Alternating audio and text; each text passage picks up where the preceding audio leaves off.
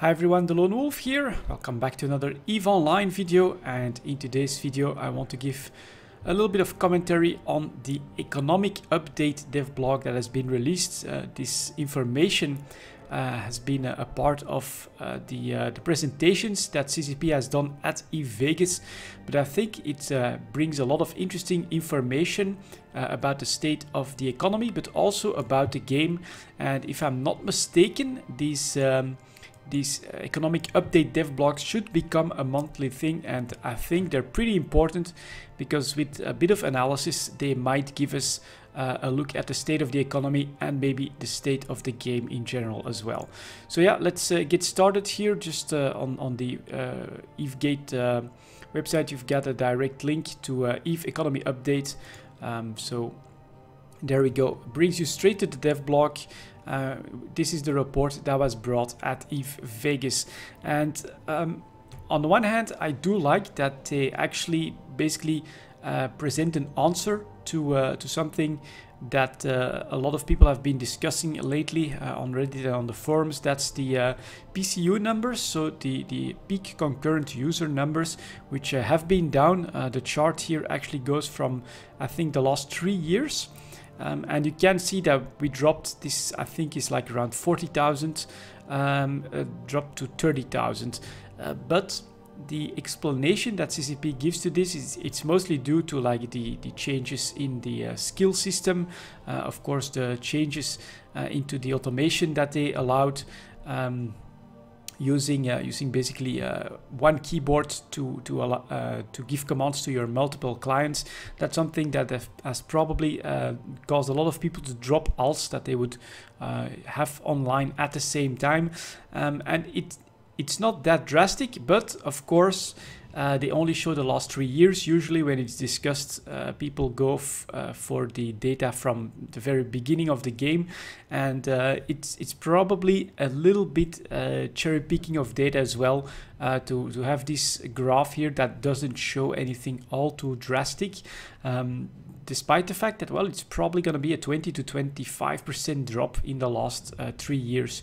So is EVE Online in trouble because of that? CCP actually tries to provide us with an answer here as well, which is, I think, this graph right here.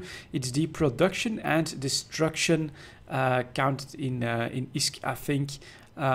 Overall, you can see here over the same period of time that there's hardly any drop. Maybe we pretty much stay at the same level, maybe a little bit of a drop in production, but the destruction is pretty much flat. And so that does give credence to the most likely suspect for the lower PCU numbers, which is like the changes to skills. And now you can basically set many years of skills in your skill queue, and you don't need to log in the character anymore. If you want a specific alt, you can basically plan his entire skill queue out, get that going, and not look back at that character until you actually decide to use him. And of course, the big part, well, what's a little bit strange is that the production is a little bit down, and so the impact on the use of like 10-20 alts to ice mine, for instance, with a single command doesn't seem to show up here. So that one is a little bit weird, how these numbers manage to stay so high for production and destruction in the game, despite the lower PCU numbers. So there's also a little bit of like activity that's happening, almost everyone on docks, etc. So CCP tries to give us an answer here, and the answer is that sure, PCU numbers are down, but that is from their perspective due to some changes that they've done to the game. And honestly, when it comes to those changes, like the skill queue, like no longer allowing people to just give commands to 10-20 accounts in one go, are things that I think most of the player base has been behind, because it's better for the longevity of the game. And the CCP is basically, I think, trying to tell us not to panic too much. So here you can see that contrary to some conclusions that can be drawn from the PCU graph, activity is not going down overall. If we normalize it by unique logons, we'd rather see those numbers increasing, meaning that those playing now contribute relatively more to the sandbox than the general population in the previous years, which is a great sign. And so there's bound to be a little bit of cherry picking of data going on here, but it also echoes my message that this is not a sign that EVE is actually dying because we have lower PCU numbers. In the end, when it comes to that discussion, there's really only one metric that that's important, and it's one that we don't have. It's the amount of accounts that are active and that are paid, whether it is through a subscription or Plex, because that's basically the amount of money that CCP gets every month. And unfortunately, they don't give us that. We know that it's pretty difficult time for MMOs in general. You know, I just read a few days ago that Blizzard is also planning to no longer release subscriber numbers. And it's been a long time since CCP has given us an update on those numbers. So it would give us an immediate answer, but of course they're a company, and it's up to them to decide whether or not they want to come out with good or bad news, or possibly just something like, okay, we're maintaining our player base at the moment. Sure, if it's not really growing, but we're not dropping off a cliff either. So it's completely up to them to decide how they want to communicate that with the outside world and with the player base. And at the moment, most companies seem to tend to go towards a little bit of silence on that. Just play the game and pay us money. Don't worry too much about that. So that seems to be the way they are going.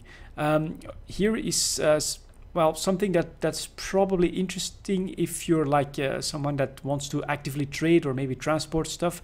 There's some import and export numbers between the different regions. That is a huge part of the sandbox, of course, although I tend to try and do my stuff more locally, so I've not paid too much attention on that. But if I'm not mistaken, there is one interesting line here about the incursions that I do want to quickly cover. Let me see where I can find it. Here you can see some interesting and unexpected things, like the fact that only 1.5% of players run incursions and 13.8% of players engage in PvP on any given day, and this 1.5% of players running incursions actually bring in 8.3 trillion ISK. So they are actually responsible for the third largest ISK faucet in the game. So that's a huge payout, because not only do they get ISK, they get loyalty points as well. And so incursions are a very lucrative activity. But one thing I think that's not really mentioned in here, I don't think that is only 1.5% completely because of the choice that players make, but probably also just due to the number of incursions that are active in HiSec, thus in relative safety, at any given time. If there were twice as many incursions going on in HiSec, I would expect the number of players joining in incursions to be roughly double. So there is basically a top limit on how much incursions are going to bring into the game in the form of ISK and loyalty points. And the players just probably max out the potential of incursions as much as possible. But it is undoubtedly true that it's a tremendous ISK faucet, a tremendous source of income. And so my personal feeling from this is be a little careful. I don't think it's outside of the possibilities that we could see like a nerf of that income. And I think if anything would happen to the Sanshia incursions, it would be in line with what's could be happening with drifter incursions. So maybe drifters come in, they have a different form of payout. Sanshias are relegated to low sec and null sec, something like that. It's definitely interesting that CCP makes a clear note that it's a tiny amount of the player base that is responsible for the third largest ISK faucet, and that's maybe a small hint that they may interfere into that at some point. And of course, the drifter incursions would be the time or the way to do that, I think. Anything else that was interesting in this one? Here we've got like ISK faucet and ISK sync details. That's pretty interesting if you want to dive into that. And again, it shows the point about how big of an ISK faucet the incursions are. But what I liked a lot was is this, yeah, the active ISK in the game. And you can clearly see this is ISK in corporate wallets, ISK in personal wallets, and then ISK in total. And you can clearly see that it's going up. And this is one thing that we should always keep in mind when we talk about Plex. And it's not only Plex, it's actually, I think, in any game that has this type of system where some real life currency can be traded for Plex, points, whatever it is. And at the same time that can be bought in-game through gold or ISK or currency, whatever it is. Inflation in these types of economies is just a reality. And so I think in general it's always the better move to invest as much of your in-game currency into the real-life equivalents that are being used for trade, whether it's Plex or the points or whatever it is. And this just illustrates that the ISK faucets are way bigger than the ISK sinks in total. The amount of ISK that's in the game is just increasing constantly, and that is a major part of the increase in price in Plex as well in the game, although it probably doesn't completely tell the story of what's happening here in Plex. For instance, you can clearly see that the graph is much more violent in its upswing than just the inflation that's happening in the game. But where else are you going to put your money in? There might just be some reasons why Plex are increasing in price more, because they are that unique item, and where else are you going to store your ISK than into something that has actually a real world value behind it. It just makes the most sense, but that is one reality that is shown right here in these online gaming economies. Inflation is just inevitable, because I think a game designer will have a very hard time creating bigger sinks than faucets for the currencies, and thus you get this picture that these Plex or these exchange units that cross over into the real life economy just keep increasing in value compared to the game currency. That's just part of what's happening. Now down here then we've got the indices or indices for the game in general. That's really some pretty complex stuff with some awesome charts, but that's actually way above my level of understanding without really putting in a lot of time and effort into that. So if you are interested in the market and in the general economy of the game and you want to analyze everything in depth, I do think that this type of a news letter, this type of dev blog will bring a lot of information. But I must say, certainly the last part here, when they start with the indices, it's extremely technical, very complex, and that is something that maybe someone like Yves Prosper or someone else could make a thorough analysis of and basically digest that, so that other people can also grab exactly what all of this is about, because it's extremely complex stuff. Yeah, this is really interesting in my opinion. And I look forward to having like a monthly economic update about EVE Online as well, especially if I could integrate that into EVE Talk a little bit. But for this one right now, I guess CCP is telling us don't worry too much about the PCU numbers, because the general activity seems to be going up. Although I would put that little caveat that it's bound to have a little bit of just cherry picking of data showing the good parts of it as well. And until they come out with actual subscriber numbers, it's very hard to actually make an opinion on that.